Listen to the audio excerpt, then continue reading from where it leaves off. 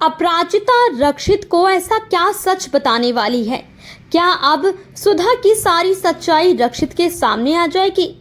So hey guys, welcome back to gossip with Khushi. तो यार, तुम देना साथ में आके आने वाले एपिसोड बहुत ही ज़्यादा धमाकेदार होने वाले हैं, क्योंकि यहाँ पर हमें बहुत सारे ट्विस्ट देखने को मिलने वाले हैं। तो दोस्तों, एपिसोड की शुरुआत होती है ऑफिस की बिजली जाने से। यानी जब वहाँ पर लाइट चली जाती है तो सारे एम्प्लॉयज़ परेशान हो जाते हैं और कहते हैं अब काम कैसे करेंगे। इसके बाद रक्षित खुद फ्यूज देखने चला जाता है। वहीं अपराजिता भी रक्षित की मदद के लिए उसके पास टॉर्च लेकर खड़ी हो जाती है। रक्षित फ्यूज ठीक करने की कोशिश कर रहा होता है और अपराजिता उसे देख रही होती है। इसी दौरान अपराजिता गलती से लाइव वायर के पास जाने वाली होती है, लेकिन रक्षित समय रहते उसे बचा लेता है। दोस्तों इसके बाद दोनों के बीच एक छोटा सा क्यूट मोमेंट भी देखने को मिलता है और लाइट वापस आते ही अपराजिता खुश होकर रक्षित के लिए क्लैप करती है और उसे थैंक यू बोलती है। लेकिन तभी अपराजिता को लगता है कि रक्षित उसका दुपट्टा पकड़े हुए है और वो उसे छोड़ने के लिए कहती है। लेकिन जब वो पीछे मुड़कर देखती है दोस्तों, तो पता चलता है उसका दुपट्टा रक्षित के सिर पर गिरा हुआ था। और ये पूरा मोमेंट सुधा, शीला और अरविंद भी देख लेते हैं। लेकिन दूसरी तरफ सुधा के मन में अभी भी अपराजिता को लेकर गुस्सा है। वो किसी भी हालत में नहीं चाहती है कि उसका बेटा रक्षित अपराजिता के करीब जाए।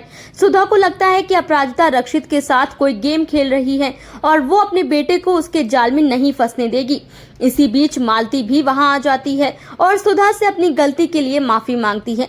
मालती कहती है कि उसे सुधा को थप्पड़ नहीं मारना चाहिए था और उसे इसका हमेशा रिग्रेट रहेगा।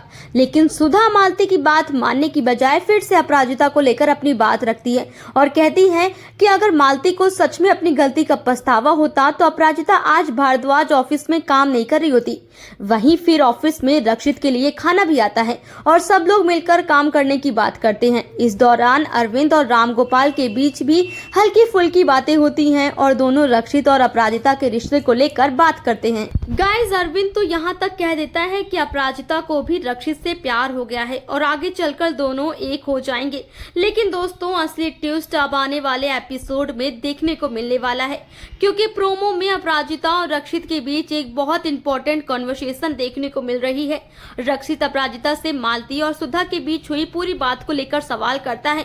वो अपराजिता से पूछता है कि आखिर मालती ने सुधा के साथ ऐसा क्यों किया, और यही अपराजिता रक्षित को बताती है कि आखिर सुधा ने उसके और आराध्या को लेकर क्या क्या बातें कही थी। मतलब अब अपराजिता के सामने एक बहुत बड़ा मौका है कि वो रक्षित को सुधा की सच्चाई बता दे। लेकिन यहाँ सबसे बड़ा सवाल यही है कि क्या अपराजिता सच में रक्षित को पूरा सच बताएगी? कि दोस्तों, हम सब जानते हैं कि टीवी सीरियल्स में चीजें इतनी आसानी से सामने नहीं आती हैं। जब लगता है कि अब सच सामने आने वाला है, तभी कहानी में कोई नया ट्विस्ट आ जाता है। हो सकता है कि अपराजिता रक्षित को सब कुछ बता दे और रक्षित को समझ आ जाए कि सुधा ने मालती के साथ क्या किया था।